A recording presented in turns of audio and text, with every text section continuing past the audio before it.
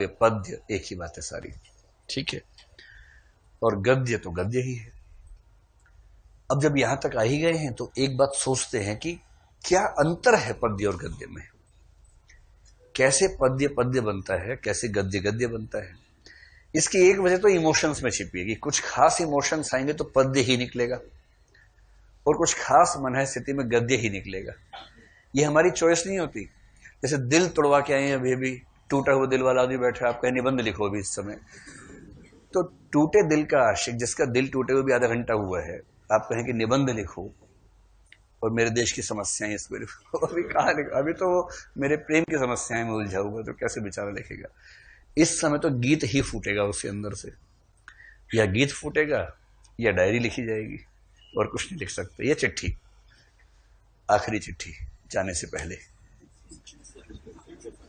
और यदि कोई ठीक ठाक पढ़ लिख के 2 घंटे पढ़ा है, बहुत सारे नए नए सूत्र मिले, पॉइंट्स मिले हैं, दिमाग चल रहा है इस समय, तेज कॉग्निटिव माइंडसेट है, आप कहें यार एक शेर लिखो इस समय, अब उस समय उसको HDI की रिपोर्ट ध्यान आ रही है और वो सब, जवाब कह रहे शेर लिखो इस समय। कैसे शेर लिखेगा? शेर के लिए शाम का समय, दिल तुड़वा के आने के बाद का समय ठीक रहता है। जब आप कॉग्निटिव माइंडसेट में है, बौद्धिक मन स्थिति में है, तो आप उस समय गद्य लिखेंगे, और गद्य में भी निबंध लिखेंगे, आलोचना लिखेंगे। आलोचना का मतलब समीक्षा। तो माइंडसेट अलग अलग होते हैं। लेकिन गद्य और पद्य को अलग करने वाली चीज क्या है? जैसे पद्य में एक चीज कुछ लोग बोलते हैं तुक, एक चीज बोलते हैं छंद। छंद वही है जिसको अंग्रेजी साहित्य में मीटर कहते हैं, मीटर। छंद को हम पढ़ेंगे कुछ दिनों के बाद, अभी सिर्फ ये समझ रहे, दोहा एक छंद है। यानी अगर आपको बता दें कि भाई आपको जो लिखना है ना, इतनी मात्राएं ऐसी, फिर इतनी मात्राएं ऐसी लगाओ, इतनी मात्राएं ऐसी, इतनी मात्राएं ऐसी लगा दो, एक सिस्टम बना दिया अगर, तो छंद कहते हैं। जैसे दोहा है, दुनिया में कोई भी दोहा होगा, उसकी पहली पंक्ति के पहले हिस्से में 13 मात्राएं होंगी, दूसरे में 11, दूसरे में भी 13 और 11 है, कुल 48 मात्राएं होंगी। और ये वाली जो मात्राएं हैं, 11वीं लास्ट वाली दोनों मात्राएं, ये छोटी मात्रा होगी, उससे पहले वाली बड़ी मात्रा होगी। ये नियम है। बड़ी मात्रा को ऐसे लिखते हैं, छोटी मात्रा को ऐसे लिखते हैं। तो अगर कोई आपके सामने चित्र बना दे ऐसा और कहे कि ये क्या है, आप बोलना दोहा है, कोई बनाएगा नहीं आपके सामने। आपका पाठ्यक्रम इसकी डिमांड नहीं करता है। लेकिन क्योंकि दोहा शब्द बार बार आएगा, पता रहेगा, तो अच्छी बात है। 13 मात्राएं, कौमा 11 मात्राएं। उन 11 में आखिरी 3 मात्राएं जो हैं, एक बड़ी बड़ी मतलब 2 मात्राएं, और लास्ट वाली छोटी मात्रा, ठीक यही सेकंड लाइन में हो, ये दोहा है। गुरु गोविंद दो पड़े नहीं खड़े, क्या था? खड़े के पड़े, खड़े, ठीक है, छोड़िए, ऐसी बानी बोलिए कर लेते हैं। ऐसी बानी बोलिए 13 मात्रा हो गई। मन का आपा खो, या खो बड़ी मात्रा या छोटी मात्रा। औरन को शीतल करे, कौमा आपहु शीतल हो, या हो बड़ी मात्रा या छोटी मात्रा।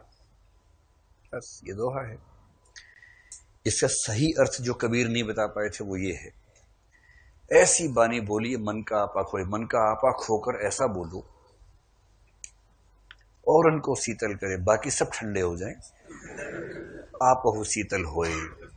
और क्योंकि सब ठंडे हो गए, उसके बाद खुद भी ठंडे हो जाओ। इसका ये अर्थ लिख के बताना परीक्षा में। इसका दरअसल अर्थ वही है, मन का आपा खोए मतलब अहंकार खोकर ऐसी बानी बोलिए, कितनी मधुर वाणी बोली कि और उनको शीतल करे, बाकी लोग शांत हो जाएं। इतना मधुर बोला आपने, और आप खुद भी शीतल रहे। लेकिन एक अर्थ दूसरा जो आजकल हंसी मजाक में निकलता है वो ये भी है।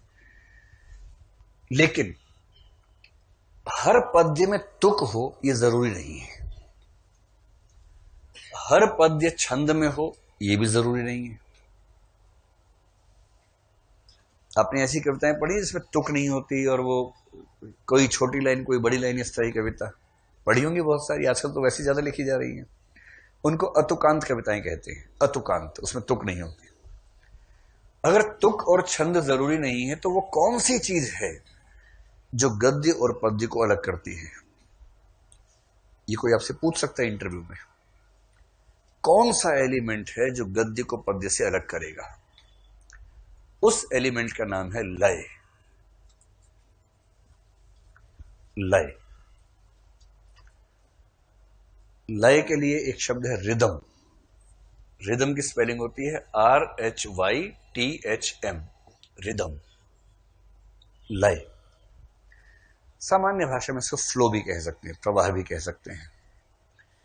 लेकिन लय पता रहेगा तो आपका कंसेप्ट एकदम क्लियर रहेगा, कोई आपको उलझा नहीं पाएगा। देखिए, पढ़ने का मजा तब है जब आपको कोई उलझा ना सके। कोई कितने भी सवाल पूछे टेढ़े मेढ़े, आपके पास सबका उत्तर होना चाहिए और एकदम क्रिस्टल क्लियर होना चाहिए।